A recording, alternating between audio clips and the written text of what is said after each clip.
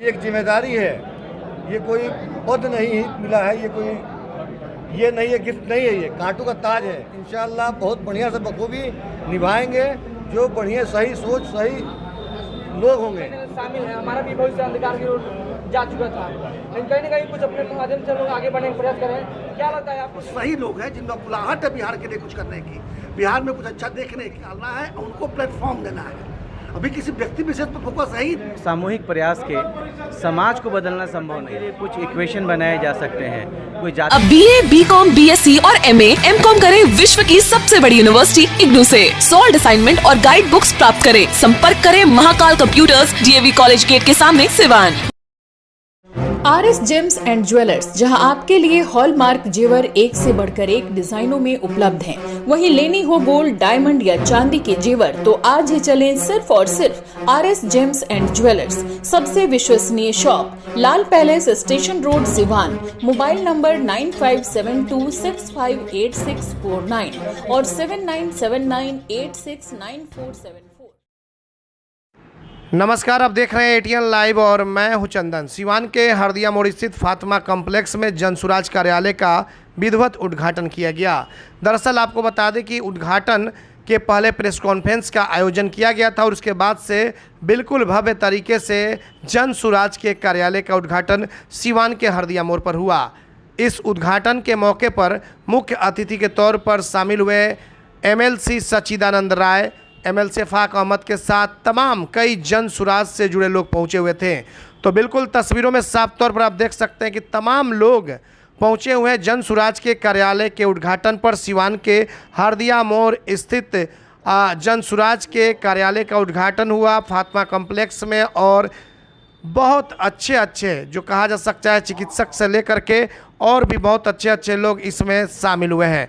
तो तस्वीरों में साफ तौर पर आप देख सकते हैं कि विधिवत तरीके से आज इस कार्यालय का उद्घाटन किया जा रहा है। तमाम लोग पहुंचे हुए हैं। MLC सच्चिदानंद राय, फाक अहमद और भी बहुत सारे सिवान के बड़े व्यवसायी, समाजसेवी, चिकित्सक, ये तमाम लोग जनसुराज से जुड़े हुए हैं। क्योंकि आपको बता दें कि आने वाले समय में 2024 का चुनाव और उसके बाद से 2025 का भी चुनाव है और जनसुराज चाहती है कि किसी तरीके से अपनी पार्टी को यानी कि पूरे जनसुराज को बिहार में मजबूत किया जाए और इसी को लेकर के ज़िले में अलग अलग कार्यालय खुल रहे हैं, जो कि सिवान ज़िले में इसका विधिवत तरीके से कार्यालय का उद्घाटन किया गया। तो आइए सीधे ले चलते हैं और देखते हैं कि कार्यालय का जो उद्घाटन हुआ, कौन कौन लोग पहुंचे हुए, उन्होंने कार्यालय के उद्घाटन के मौके पर क्या कुछ कहा। ATN लाइव के लिए रिशु और मारूफ के साथ चंदन कुमार की रिपोर्ट।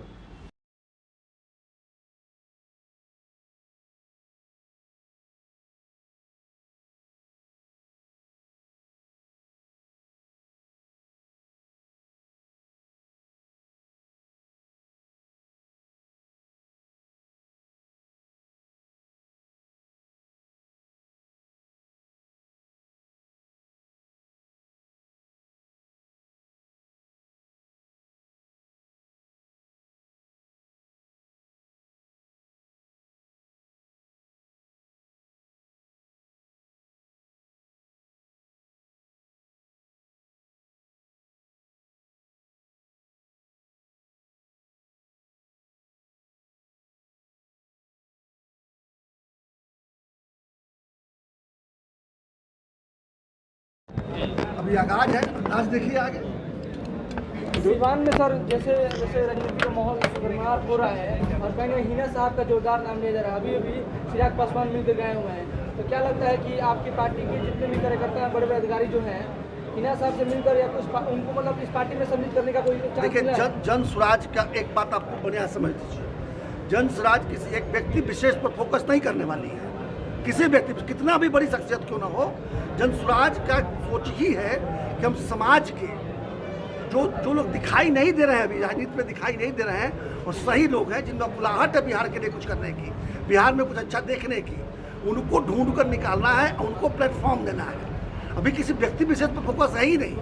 मैं किसी के बारे में हाँ या ना नहीं कह सकता, लेकिन कौन आएगा, कब आएगा, कैसे आएगा, क्या करेगा, अगर वो बिहार के खुशहाली में योगदान देने के लिए तत्पर है और सबको लगता है, हम तो सामूहिक प्रयास कर रहे हैं, ये किसी एक की पार्टी तो है नहीं, ये किसी ने पार्टी बना दिया, कह दिया हम बन गए नेता, इसके बाद नेता होगा मेरा बेटा, यहाँ तो जिनको जिनको जोड़ के ले आ रहे हैं वो सबकी सहमति से तय होगा कि आगे हमारा प्रतिनिधित्व कौन करेगा। कोई भी हो सकता है। कि जन स्वराज एक अभियान है और इस अभियान के तहत बहुत सारे लोग जन स्वराज से जुड़े हैं, लेकिन बहुत सारे लोगों के माइंड में असमंजस बना हुआ है जनता के बीच कि आखिर जन स्वराज चाहती क्या है, आगे करना क्या चाहता है, जन स्वराज का विचारधारा क्या है, क्या पार्टी बनाएगी, इन सब चीज़ों को लेकर जनता के बीच में असमंजस बना हुआ है। तो लोकसभा चुनाव को लेकर भी बहुत सारी बातें हो रही है। तीन जो हमारे नारे हैं उसे समझ जाइएगा। सही लोग, सही सोच, सामूहिक प्रयास। इतने कम शब्दों में अपनी बात को नहीं बताया जा सकता है। बिहार के सही लोगों का प्लेटफॉर्म है, सही सोच वाले लोगों का प्लेटफॉर्म है, और यही सही लोग, सही सोच वाले लोग सामूहिक प्रयास से बिहार की बदहाली को दूर करने के लिए प्रयास करेंगे। आज मंच पर जो भी लोग देख रहे हैं, ये कोई एस्टेब्लिश राजनीतिक नेता नहीं है। हमारे पास ऐसा नहीं कि वैसे लोग नहीं आ रहे हैं, वैसे लोग भी संपर्क में हैं, लेकिन हम उस पर भी ध्यान नहीं दे रहे हैं। हमें एक सही व्यक्ति, बिहार का एक सही व्यक्ति ऐसा नहीं होगा जिसको हम प्लेटफॉर्म से जोड़ने की कोशिश नहीं करेंगे। अब कुछ लोग नहीं आए तो अलग बात है, लेकिन उनमें प्रयास होते रहेगा कि सारे सही लोग, जैसे माला में सब फूल गूंथ दिया जाता है ना, वैसे जन स्वराज वो माला होगा जिसमें बिहार के सारे लोग जो है गूंथ दिए जाए। कुछ लोगों का कहना ये है सर कि जैसे कि बीजेपी से मिली हुई ये पार्टी है, बीजेपी के लिए काम कर रही है। देखिए, हम तो ये भी सुने हैं कि हम बीजेपी के लिए हम काम कर रहे हैं। हम ये भी सुने कि महागठबंधन के लिए काम कर रहे हैं। तो बीजेपी के लिए काम करके महागठबंधन को साफ कर देंगे, और महागठबंधन के लिए काम करके बीजेपी को साफ कर देंगे। तो प्रॉब्लम कहाँ है? जिसको जो समझ में आता है वो समझे। हम तो दोनों को साफ करने आए हैं। निश्चित रूप से जब एक को साफ करेंगे तो दूसरे की मदद करेंगे। अब पहले को साफ करेंगे तो उसका मदद करेंगे, लेकिन हम दोनों को साफ करने वाले। एक सवाल ये है कि आखिर ये प्रयास आपका कब तक चलेगा? लोग कब तक आपका इंतजार करें कि आप अस्तित्व में आ चुके हैं? अस्तित्व में तो है। आप कार्यालय को उद्घाटन देख रहे हैं, आप एक सिंबल जाना चाहते हैं तो चुनाव आने दीजिए, सिंबल ही बता देंगे। अभी तो लोगों के बीच जाकर अपनी बात कहीं रखी जा रही है, अभी तो अलग जगाया जा रहा है, अभी तो इंतखाब भाई जैसे लोगों को जोड़ा जा रहा है। अबाक भाई जैसे लोगों को जिताने का काम हो रहा है, अभी तो हम लोगों के बीच जा रहे हैं। इंतखाब अहमद को जोड़ के आपको क्या लगता है कि जन स्वराज ने बेहतर काम किया है, एक बेहतर इंसान को जोड़ करके? बेहतर नहीं तो अध्यक्ष कैसे होते हैं यहाँ के?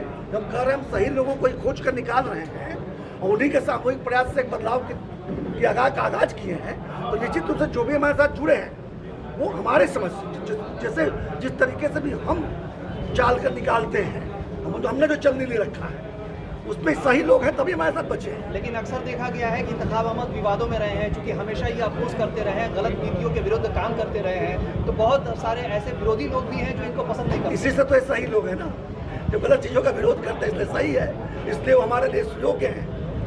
जो भी गलत चीज़ों का विरोध करता है। बिहार की राजनीति पे गौर कर लेते हैं सर। जिस तरीके से देखा जा रहा है कि हमारे बिहार में महागठबंधन को लेकर ये चाहे विपक्षी दल की जो बैठक हुई है, तमाम तरह की खटपट दिखाई दे रही है। उस बीच जन स्वराज का क्या लगता है कि 2024 लोकसभा चुनाव को लेकर क्या तैयारियां चल रही है, क्या करने वाले हैं आगे आप? देखिए, जितने चुनाव हो गए, जैसे आपने चुनाव देखा, प्रशांत जी 5 जिलों की यात्रा पर थे, 4 जिला पूरा हो चुका था, 5वें जिले में प्रवेश किए थे, और एक यहाँ पर मौका मिला उपचुनाव लड़ने का, तो हमने अफाक साहब को खड़ा कराया और आप सबके सहयोग से, सबके मदद से अफाक साहब जीते भी।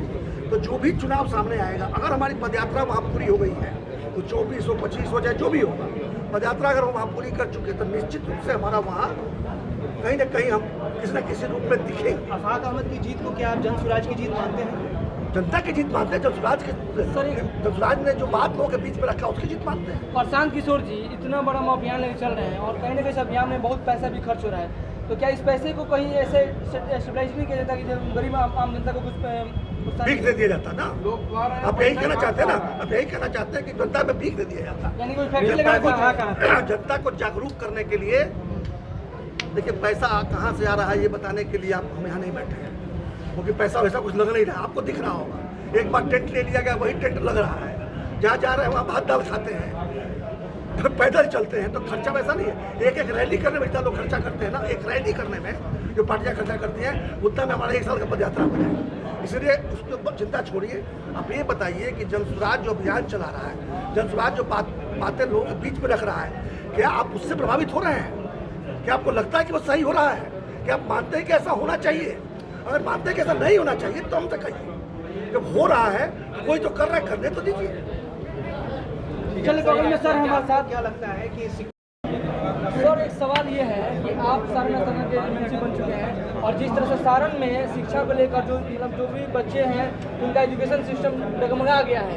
3 साल का जो था 8 साल और हम भी उसमें कहीं ना कहीं शामिल हैं, हमारा भी भविष्य अंधकार की ओर जा चुका था, लेकिन कहीं ना कहीं कुछ अपने माध्यम से लोग आगे बढ़ने का प्रयास करें। क्या लगता है आप एमएलसी बन कर आ चुके हैं तो जो जेपी यूनिवर्सिटी का या कहीं और यूनिवर्सिटी का बिहार में जो रवैया दिखाया जा रहा है उसको बेहतर कर पाएंगे आप? बेहतर करने की दिशा में एक सोच मेरी है और मैं लगातार इसके लिए प्रयत्नशील भी हूँ, क्योंकि शिक्षा में अगर बेहतरी नहीं होता है और शिक्षा एक ऐसा शस्त्र है जिससे समाज, परिवार और राज्य को बदला जा सकता है, तो शिक्षा का जो मेन चाबी है उसको चाबी को ही कमज़ोर कर दिया गया है। सेशन को लेट कर दिया गया है, विद्यालय में रूम है, शिक्षक नहीं है, बहाली नहीं हो रही है, जो शिक्षक हैं उन्हें अपमानित करके 15 साल 20 साल के बाद अब कहा जा रहा है कि आप इम्तहान में बैठिए। तो ये सारी व्यवस्थाओं में अराजकता की स्थिति उत्पन्न है। अराजकता को समाप्त किए बिना, एक अच्छा वातावरण दिए बिना हम बिहार में शिक्षा का कामना नहीं कर सकते। भीड़ को देख के अंदाजा लगाया जा सकता है कि जनता ललायित है परिवर्तन के लिए। कितना सफल होंगे जनसुराज के माध्यम से? मैं कह रहा हूं आपको कि 2025 जनसुराज का है। व्यवस्था बदलकर सत्ता पर कब्जा करेगा, यह निश्चित है। और जनता का स्नेह और प्रेम ऐसा ही मिलता रहा तो 2025 अब न 90 को दोहराएगा, न 2005 और 6 को दोहराएगा।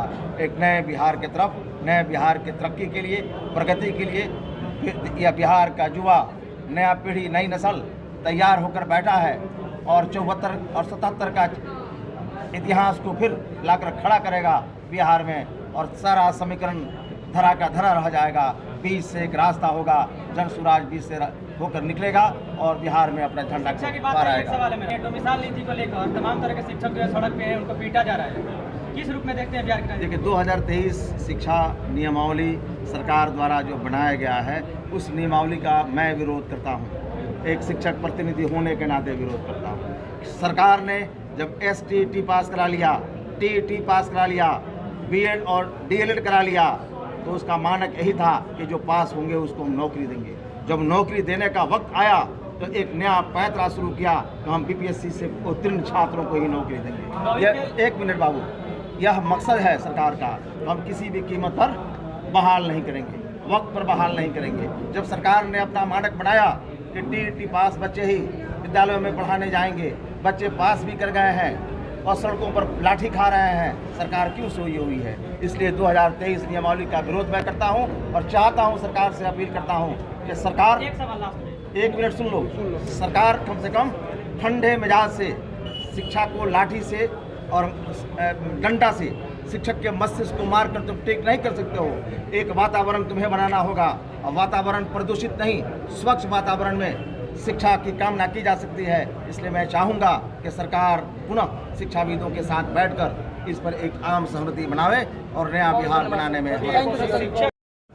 जाहिर सी बात है, जिला की एक जिम्मेदारी है कि सही लोग, सही सोच के लोगों को निकालना, सामूहिक प्रयास करके बिहार में सत्ता को परिवर्तन करना। जब सत्ता परिवर्तन होगा निश्चित तौर पर व्यवस्था परिवर्तन होगा। ये एक जिम्मेदारी है, ये कोई पद नहीं मिला है, ये नहीं है, गिफ्ट नहीं है, ये कांटों का ताज है।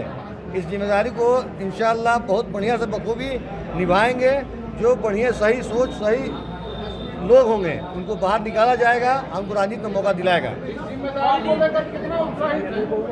उत्साहित की बात ही नहीं, इसमें जिम्मेदारी है, इसको निर्वहन करना है। हम निर्वहन करने के लिए तैयार हैं। आपका भी कुछ सपना है चुनाव लड़ने का? विधानसभा जितने कार्यकर्ता हैं पॉलिटिकल पार्टी के, सबका सपना होता है। जाहिर सी बात है, उन्हीं में से छान कर जो जिस लायक होगा, हमारे संरक्षक प्रशांत किशोर जी के निर्देशन में जनता के द्वारा चुने हुए लोगों को उन्हीं को लाया जाएगा। आपको मानते हैं कि विधानसभा लड़ाई लड़ सकते हैं आप? जाहिर बात है, चेहरा पहचाना, जाना पहचाना लगता है। भाई हम पार्षद रहे हैं, यहाँ पर अध्यक्ष चुनाव लड़े हैं, हम तो लड़ने वाले लोग हैं।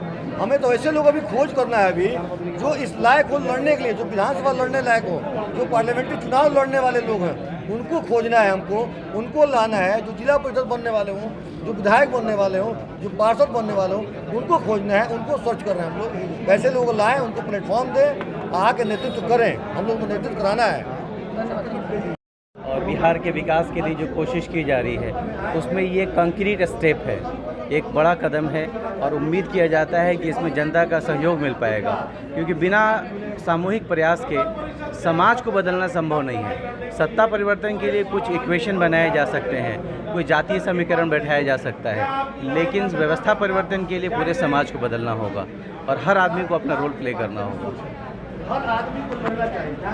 दिखना हो स्मार्ट व चेहरे पर लाना हो सुंदरता तो चले सिवान का सबसे अलग व खास Habib's hair and beauty makeup salon.